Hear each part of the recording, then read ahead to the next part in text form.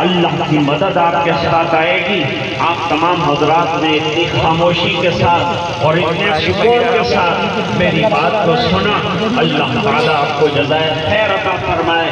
لیکن آج کے میرے دو پیغام نہ بھولیں۔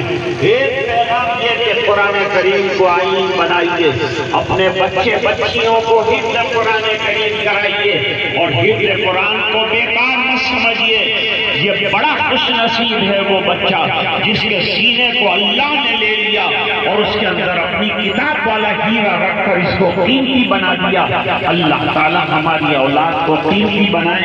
بنات کا مدرسہ بھی حضرت مولانا عباس صاحب چلا رہے ہیں، اور وہ مدرسے میں بفضل تعالیٰ یہ سب طالبات پڑھ رہی ہیں۔ آج 27 طالبات نے اپنی خمار قرارت جو ہے وہ حاصل کی۔ بخاری شریف کا آخری درس ہوا میں جامعہ کے لیے، اور یہاں بیٹھے ہوئے جتنے حضرات فلاح انسانیت یوٹیوب چینل کو لائک، سبسکرائب اور شیئر کر کے خیر کا ذریعہ بنیں۔